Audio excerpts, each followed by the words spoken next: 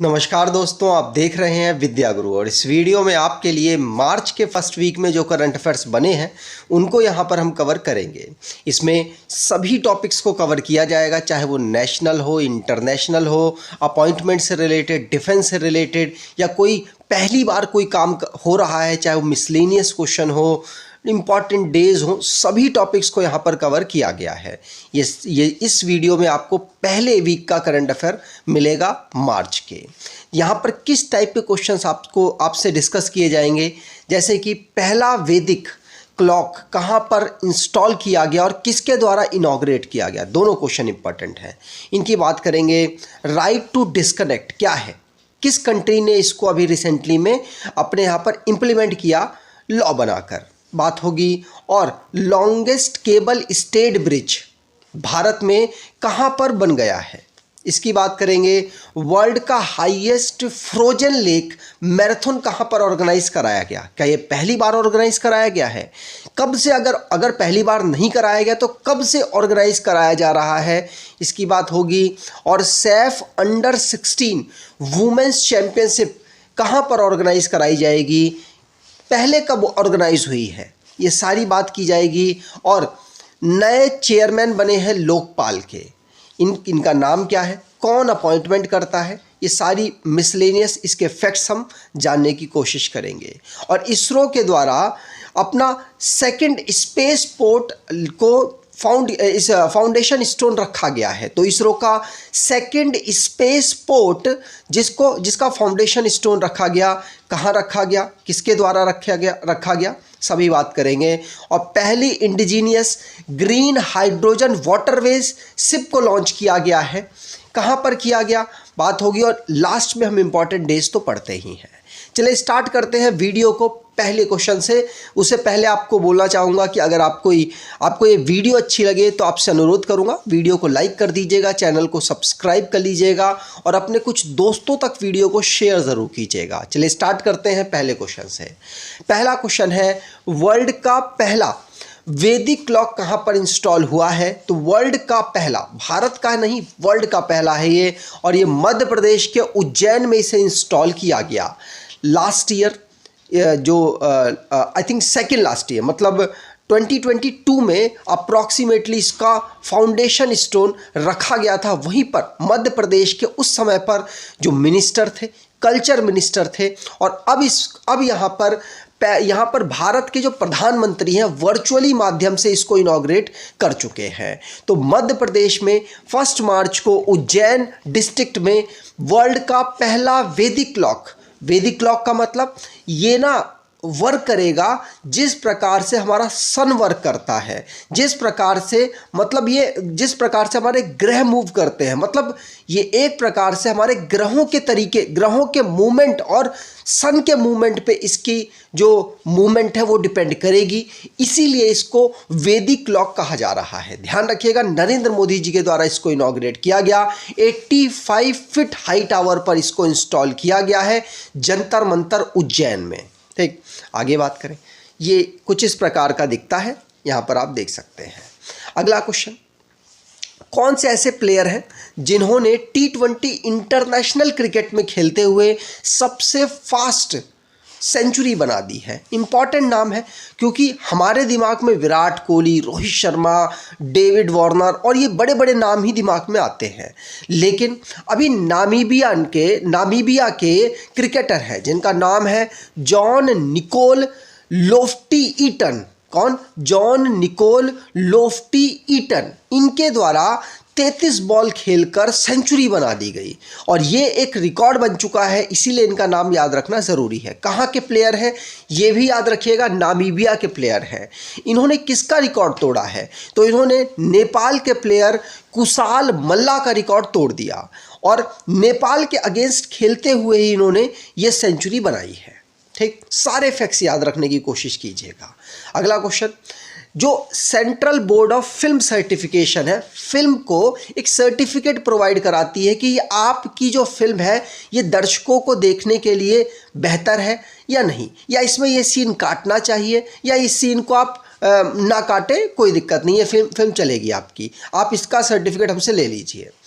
तो इस चीज़ का सर्टिफिकेशन देता है, फिल्म को पर्दे पर दिखाना है, इसका सर्टिफिकेशन देता है CBFC, मतलब central board of film certification. अब इसका नया रीजनल ऑफिस यहाँ पर इस्टेब्लिश किया जाएगा और इसको किसने अनाउंस किया है? तो भारत के इस समय पर union information and broadcasting minister है अनुराग ठाकुर जी, इनके द्वारा ये कहा गया कि चंडीगढ़ में, कहाँ पर? हरियाणा और पंजाब की कैपिटल है चंडीगढ़। चंडीगढ़ में central board of film certification का एक रीजनल ऑफिस खुलेगा, ध्यान रखिएगा, पूछा जा सकता है। ठीक, आगे बात करें। Central board of film certification का नया अब रीजनल ऑफिस कहाँ खुलेगा? चंडीगढ़ में। अगला क्वेश्चन, एजुकेशन बोर्ड कौन सा? एजुकेशन बोर्ड है CBSE। कौन सा? Central board of secondary education, जिसने प्लान प्रपोज किया है कि हम ओपन बुक एग्जाम को आगे चल के कराएंगे।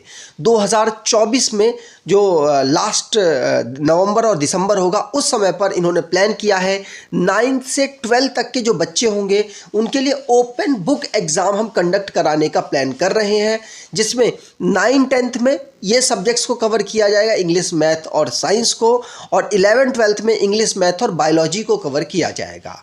इसमें 2 प्रकार के एग्ज़ाम कराने की इनकी स्ट्रेटजी है। क्या क्या? एक तो रिस्ट्रिक्टेड और फ्री टाइप। रेस्ट्रिक्टेड में क्या होगा? कुछ बुक्स को अलाउ किया जाएगा, बहुत सारे जो कंटेंट है उसको रिस्ट्रिक्ट कर दिया जाएगा।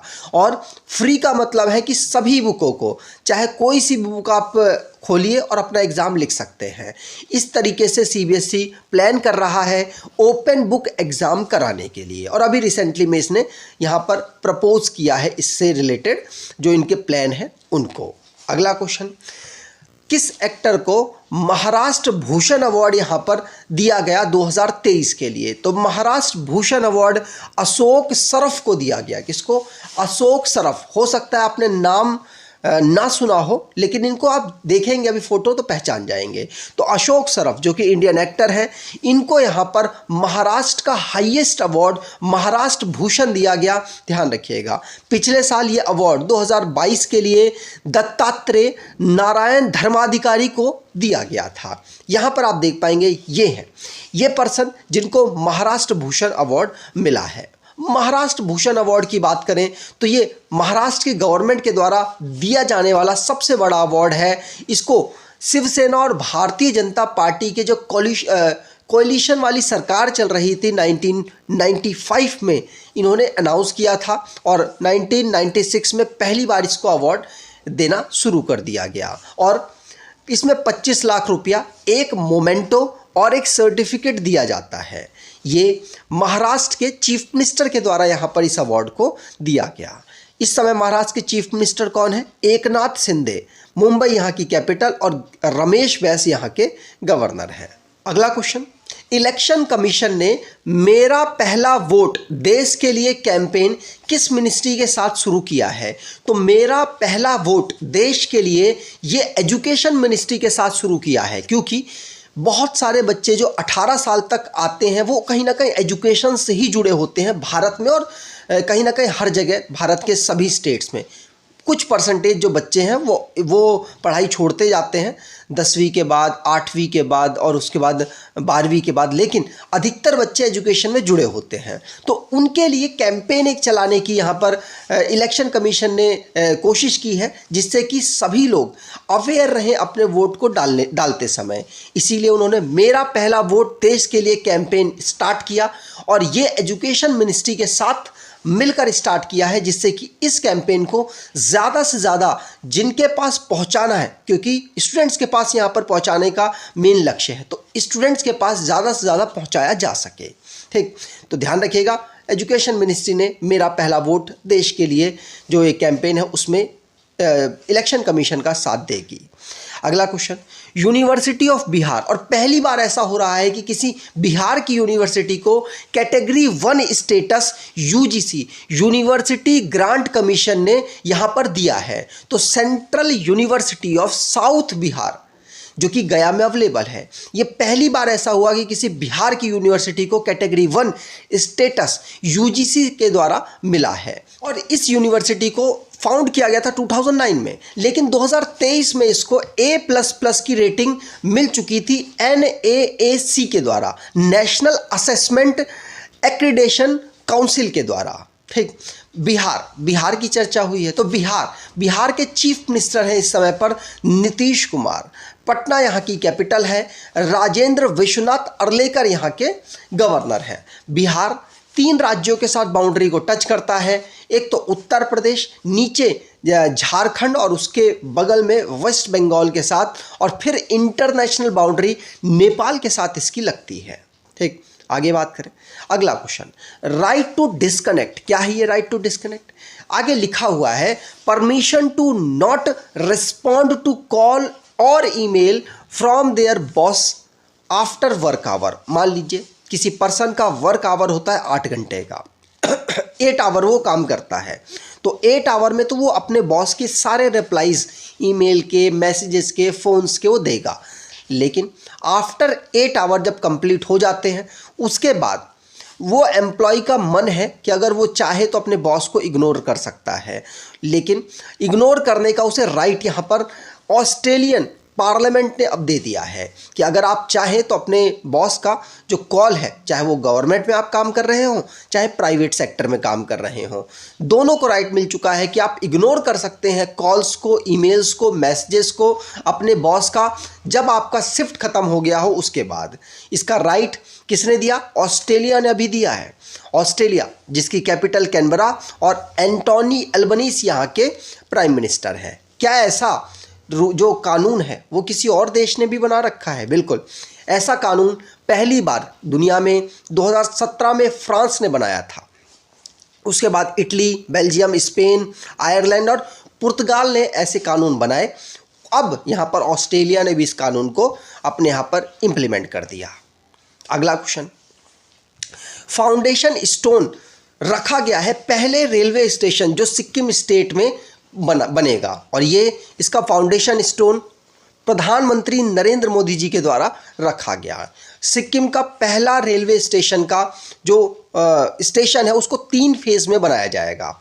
जो रेलवे इंफ्रास्ट्रक्चर है सिक्किम का, उसमें सेवोके को रंगपो के साथ पहले फेज़ में जोड़ा जाएगा, दूसरे में रंगपो को गंगटोक से जोड़ा जाएगा, जो कि गंगटोक ही सिक्किम की कैपिटल है, और फिर गंगटोक को बाद में नाथुला के साथ जोड़ा जाएगा। तो इस प्रकार से 3 फेज़ में रेलवे स्टेशंस का और रेलवे इंफ्रास्ट्रक्चर का सिक्किम में डेवलपमेंट इनिशियल स्टेज में किया जाएगा। ठीक, आगे बात करें। अगला question, longest cable stayed bridge Bharat में कहाँ बना है? तो लॉन्गेस्ट केबल स्टेड ब्रिज जिसका नाम सुदर्शन सेतु है, इनॉग्रेट भारत के प्रधानमंत्री ने किया। ये अरब सी में गुजरात में बना है। कहाँ पर? अरब सी में गुजरात में। किस जगह से किस जगह को ये कनेक्ट करेगा? तो ये ओखा से बेट द्वारका को कनेक्ट करेगा। लगभग ये 2.32 किलोमीटर लॉन्ग होगा, और ये अभी तक का सबसे बड़ा केबल स्टेड ब्रिज है। ध्यान रखिएगा, इसीलिए इंपॉर्टेंट है आपके लिए। ठीक, आगे बात करें। अगला क्वेश्चन, आर्टिफिशियल इंटेलिजेंस।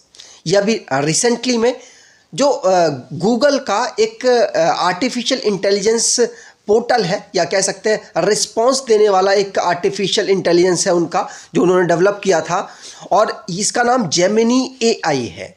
इसने अभी रिसेंटली में प्रधानमंत्री मोदी जी के खिलाफ, मोदी जी के अगेंस्ट कुछ इंफॉर्मेशन लेनी थी लोगों को, तो इसने गलत यहाँ पर इंफॉर्मेशन दी है, जिसकी वजह से भारत के जो इस समय पर मिनिस्टर ऑफ स्टेट IT में काम कर रहे हैं राजीव चंद्रशेखर जी, इन्होंने गूगल को क्रिमिनल कोड के तहत यहाँ पर इन्होंने कुछ IT के जो एक्ट्स है उसको वायलेट किया, जिसकी वजह से इनके ऊपर एक्शन के लिए यहाँ पर इन्होंने बोला है। और जो जेमिनी AI है, इससे यहाँ पर कुछ जो इन्फॉर्मेशन है जो गलत ये प्रोवाइड करा रहे थे उसको तुरंत रोकने के लिए यहाँ पर बोला गया। तो ध्यान रखिएगा, ये इन्फॉर्मेशन सिर्फ इतनी आपके लिए इम्पॉर्टेंट है कि जेमिनी AI, अगर आप वनडे एग्ज़ाम की तैयारी कर रहे हैं, उनमें जेमिनी AI किसका एक आर्टिफिशियल इंटेलिजेंस प्लेटफॉर्म है? तो ये है गूगल का। ठीक, और हमारे इस समय पर minister of state IT field में कौन काम कर रहे हैं? तो राजीव चंद्रशेखर जी काम कर रहे हैं। ठीक, अगला क्वेश्चन 16th नंबर का ट्राइलेटरल एक्सरसाइज जिसका नाम दोस्ती 16 है, इसको कहाँ पर ऑर्गेनाइज कराया गया? तो इसमें भारत भी पार्टिसिपेट कर रहा है, श्रीलंका भी पार्टिसिपेट कर रहा है और मालदीव भी पार्टिसिपेट कर रहा है। मालदीव में इसको ऑर्गेनाइज कराया गया। यहाँ पर मालदीव में ऑर्गेनाइज कराया गया और बांग्लादेश को ऑब्जर्वर स्टेट भी बनाया गया। ऑब्जर्वर स्टेट के रूप में बांग्लादेश ने भी यहाँ पर पार्टिसिपेट किया। यहाँ चाइना की जो स्पेसशिप है उनको भी देखा गया कि उन्होंने भी यहाँ पर जो शिप्स हैं उन्होंने भी यहाँ पर क्या स्पाई के रूप में काम किया, जिसकी वजह से चर्चाओं में काफ़ी ज़्यादा एक्सरसाइज हो गई। ठीक, आगे बात करें। अगला क्वेश्चन, बोर्ड ऑफ डायरेक्टर में US India strategic and partnership forum में किसे नियुक्त किया गया रिसेंटली? तो भारत के एक पर्सन है सालील पारेख, सुना होगा नाम। ये सीईओ है और मैनेजिंग डायरेक्टर है इन्फोसिस में। इनको यहाँ पर अपॉइंट किया गया है बोर्ड ऑफ डायरेक्टर्स में US India strategic partnership forum में। नाम इंपॉर्टेंट है, ध्यान रखिएगा, सलील पारेख। अगला क्वेश्चन, इंडियन स्टेट कौन सा है जहाँ पर इंडियन आर्मी ने अभी रिसेंटली में वुमेन्स स्किल डेवलपमेंट इनिशिएटिव को यहाँ पर स्टार्ट किया? ये वुमेन एम्पावरमेंट प्रोग्राम है जिसे मणिपुर में स्टार्ट किया गया है इंडियन आर्मी और साथ साथ स्टेट हैंडीक्राफ्ट डिपार्टमेंट के द्वारा, जिससे महिलाओं को आगे बढ़ने, मणिपुर की महिलाओं को आगे बढ़ने में यहाँ पर मदद की जा सके। ठीक, अगला क्वेश्चन, जॉइंट मिलिट्री एक्सरसाइज धर्म गार्जियन भारत किसके साथ करता है? तो भारत धर्म गार्जियन जापान के साथ करता है। 5वें नंबर की एक्सरसाइज हुई है। इसको राजस्थान के महाजन फील्ड फायरिंग रेंज में ऑर्गेनाइज कराया गया। कहाँ पर? राजस्थान में इसे ऑर्गेनाइज कराया गया। जापान के साथ ये एक्सरसाइज होती है, ध्यान रखिएगा। अगला क्वेश्चन, पहले पर्सन कौन है ऐसे जो कि इंडियन ऑरिजिन से हैं और जिनको चेयरमैन बनाया गया है ब्रिटिश ब्रॉडकास्टिंग कॉरपोरेशन का? तो ब्रिटिश ब्रॉडकास्टिंग कॉरपोरेशन का यूनाइटेड किंगडम की जो गवर्नमेंट है उन्होंने समीर शाह को यहाँ पर चेयरमैन बनाया। ये भारतीय ओरिजिन के हैं, इसीलिए इम्पॉर्टेंट है। भारतीय ओरिजिन में ये 1960 में औरंगाबाद महाराष्ट्र में रहा करते थे। उसके बाद ये यूके शिफ्ट हो गए और अब ये बीबीसी के चेयरमैन बन चुके हैं। ठीक, बीबीसी क्या एक न्यूज़ प्लेटफॉर्म है जो कि यूके गवर्नमेंट के द्वारा कंट्रोल की जाती है या उनके द्वारा संचालित की जाती है। अगला क्वेश्चन, वर्ल्ड की हाईएस्ट फ्रोजन लेक मैराथन कहाँ पर ऑर्गेनाइज कराई गई? तो वर्ल्ड की highest frozen lake marathon Ladakh में ऑर्गेनाइज कराई गई है। वहाँ पर एडवेंचर स्पोर्ट्स जो है उसको बढ़ावा देने के लिए इसे ऑर्गेनाइज कराया गया। कहाँ पे? तो किस लेक में? तो पैंगोंग त्सो लेक में। कौन सी? पैंगोंग त्सो लेक में। ध्यान रखिएगा, ये फ्रोजन लेक है जहाँ पर मैराथन ऑर्गेनाइज हुई और पहली बार ऐसा हुआ है 2023 में जब इस मैराथन को ऑर्गेनाइज कराया गया था और इस बार इसे दूसरी बार ऑर्गेनाइज कराया गया है जिसमें दुनिया के जो पार्टिसिपेंट्स हैं उन्होंने यहाँ पर पार्टिसिपेट किया। ध्यान रखिएगा, लद्दाख में ऑर्गेनाइज हुई वर्ल्ड की हाईएस्ट फ्रोजन लेक मैराथन, ये 2nd नंबर की थी।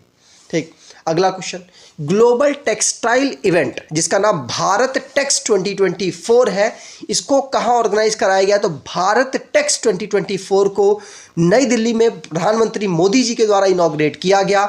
इसमें टेक्सटाइल फील्ड को भारत में बढ़ावा देने के लिए और भारत के जो हाथों से जो चुनाई बुनाई करने वाले लोग हैं, उन जो कारीगर हैं, उनको प्रमोट करने के लिए, आगे बढ़ाने के लिए यहाँ पर ऑर्गेनाइज कराया गया है, जिससे कि दुनिया में भारत का जो हैंडक्राफ्ट कारीगर है या हैंडक्राफ्ट जो लेबर है उनके काम को दुनिया में प्रमोट किया जा सके और उनको बढ़ावा दिया जा सके। और अभी आप रिसेंटली में देख भी रहे होंगे कि रिसेंटली में हाथ से बने हुई साड़ियाँ, हाथ से बने हुए जो कपड़े हैं उनकी ज़्यादा डिमांड बढ़ गई है और उनके लिए एक्स्ट्रा पेमेंट भी लोग आजकल दे रहे हैं। तो इसीलिए इसको और बढ़ावा देने के लिए भारत टेक्स 2024 को नई दिल्ली में भारत के प्रधानमंत्री के द्वारा इनॉग्रेट किया गया और दुनिया देश के लोगों ने यहाँ पर पार्टिसिपेट किया है। ठीक, अगला क्वेश्चन, बिहार की स्टेट गवर्नमेंट जिसने अपने यहाँ पर स्टार्टअप इकोसिस्टम को प्रमोट करने के लिए सिडबी के साथ यहाँ पर MOU साइन किया है। सिडबी मतलब small industries development bank of India. कौन? Small industry development bank of India, जो कि स्टार्टअप इकोसिस्टम बिहार में डेवलप करने की कोशिश करेगा, जिसमें इनिशियली ये 500 करोड़ रुपए यहाँ पर प्रोवाइड कराएंगे। उसके बाद और रिक्वायरमेंट होगी तो आगे चल के और भी यहाँ पर दिए जाएंगे, जिससे कि स्टार्टअप बिहार में डेवलप हो सके।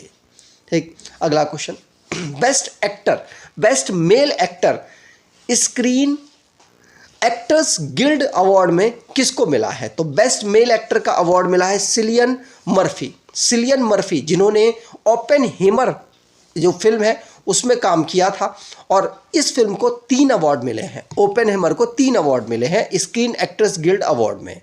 पहला अवार्ड तो बेस्ट एक्टर का अवार्ड था। दूसरा एक्टर मिला है बेस्ट एक्टर सपोर्टिंग रोल, इनका नाम है रॉबर्ट डॉन जूनियर और रॉबर्ट डॉमनी जूनियर। और बेस्ट जो तीसरा अवार्ड है ये मिला है बेस्ट फिल्म आर्टिस्ट अवार्ड। तो 3 अवार्ड यहाँ पर स्क्रीन एक्टर्स गिल्ड अवार्ड में ओपेनहेमर फिल्म को मिले हैं।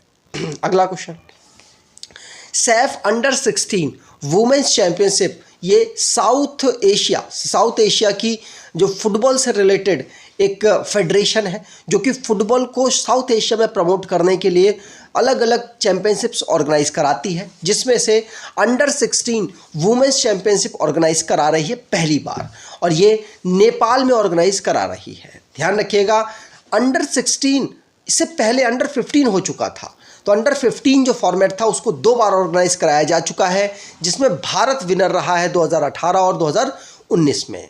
और जो अंडर 16 है उसको अब पहली बार ऑर्गेनाइज कराया जाएगा नेपाल में। ठीक, अगला क्वेश्चन, एस्ट्रोनॉट, 4 एस्ट्रोनॉट्स को सिलेक्ट किया गया गगनयान मिशन के लिए। पहले ही सिलेक्ट किया जा चुका था, लेकिन अब पब्लिकली इनका नाम अनाउंस कर दिया गया है। इन 4 एस्ट्रोनॉट्स का नाम क्या है? तो ग्रुप कैप्टन प्रशांत बालाकृष्णन नायर, और group captain Ajit Krishnan, group captain Angad Pratap, और विंग कमांडर शुभांशु शुक्ला। तो ये 4 लोग हैं जिनको गगनयान मिशन के लिए यहाँ सिलेक्ट किया गया है, और इनको रशिया में और अलग अलग जगह अलग अलग टेम्परेचर में इनकी ट्रेनिंग चल रही है, जिससे कि जब स्पेस में जाएं गगनयान मिशन के थ्रू, तो उसमें इनकी जान को कोई जोखिम ना हो, और इनकी बॉडी उस तरीके से काम करती है कि नहीं करती, या जिस कंडीशन पर ये जाएंगे वहाँ पर इनकी बॉडी बेहतर काम करेगी या नहीं, इसीलिए इनको यहाँ पर बेहतर से बेहतर ट्रेनिंग दी जा रही है। गगनयान प्रोजेक्ट भारत का एक प्रोजेक्ट है, जिसके माध्यम से स्पेस में भारत पहली बार लोगों को भेजेगा, और ऐसा करने वाला अगर भारत कर देता है तो ऐसा करने वाला भारत चौथा देश बन जाएगा। रशिया, यूएसए और चाइना के बाद चौथा देश होगा जो कि भारत स्पेस में अपने लोगों को पहुंचा चुका होगा अपने मिशन के माध्यम से, और इसरो इसको लीड कर रहा है, ये आपको क्लियर ही होगा। अगला क्वेश्चन, असम गवर्नमेंट ने जिसने डिसाइड किया है कि हम आसाम रिपील ऑर्डिनेंस 2024 को अप्रूव कर रहे हैं, और इसके हम क्यों अप्रूव कर रहे हैं? इसके माध्यम से हम 1935 का जो असम मुस्लिम marriage and divorce registration act है इसको ख़त्म कर रहे हैं। इसके माध्यम से जो मुस्लिम लोगों की मैरिज और डाइवोर्स के रजिस्ट्रेशन एक्ट होते थे वो अब चेंज होकर असम रिपील ऑर्डिनेंस 2024 के माध्यम से होंगे।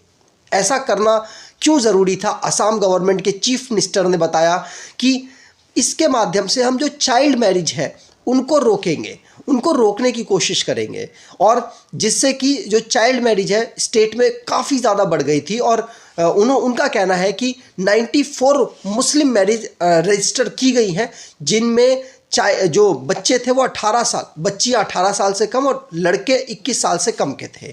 तो इसीलिए हम चाहते हैं कि सभी जो भी रजिस्ट्रेशन हो वो उनकी मैरिज उनके मैरिज ईयर को पार करने के बाद ही हो, इसीलिए ऐसा किया गया है। ठीक, ध्यान रखिएगा, मैरिज ईयर आपको क्लियर होना चाहिए। 18 साल लड़कियों का है देश में और 21 साल बॉयज़ का है। रिसेंटली में बात चल रही थी कि लड़कियों की एज बढ़ा दी जानी चाहिए, लेकिन अभी वैसा फाइनल डिसीजन नहीं हुआ है। ठीक, अगला क्वेश्चन, घनश्याम दास बिरला अवार्ड 2023 के लिए किसको मिला है? रिसर्च के क्षेत्र में ये अवार्ड दिया जाता है। तो ये जो अदिति सेन है, ये फिजिसिस्ट है और इन्होंने क्वांटम की फील्ड में रिसर्च कर रही हैं, जिसके लिए इनको घनश्याम दास बिरला अवार्ड दिया गया 2023 के लिए। इनका जो क्वांटम की फील्ड में रिसर्च है वो काफ़ी हद तक इन्होंने बेहतर उसमें परफॉर्मेंस किया।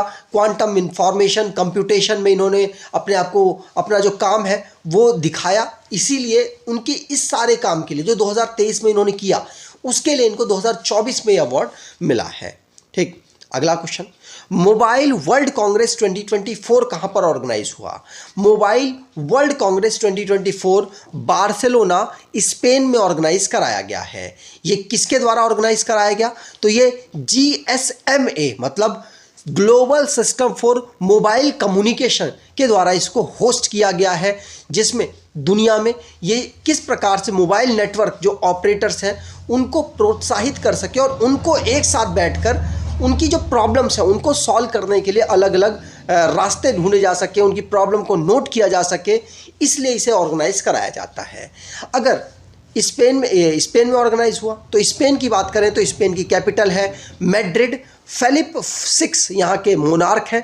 पेड्रो सेंचेज यहाँ के प्राइम मिनिस्टर हैं और यहाँ की करेंसी यूरो है।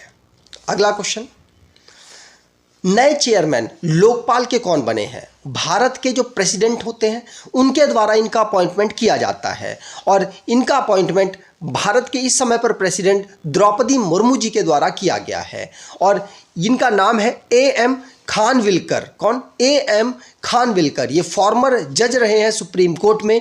इनको नया चेयरमैन लोकपाल में बनाया गया है। ये लगभग 2 साल ये जो पोजीशन है खाली रही थी। प्रदीप कुमार मोहंती इनसे पहले चेयरमैन के रूप में लोकपाल में काम कर चुके हैं और उसके बाद अब जो परमानेंट सीट है वो AM खानविलकर को मिल रही है। 2 साल लगभग वैकेंट रखी गई थी इस सीट को। ठीक, आगे बात करें। अगला क्वेश्चन, DG किसमें? नेशनल सिक्योरिटी गार्ड में NSG में किसे नियुक्त किया गया? तो DG डायरेक्टर जनरल NSG में दलजीत सिंह चौधरी को नियुक्त किया गया।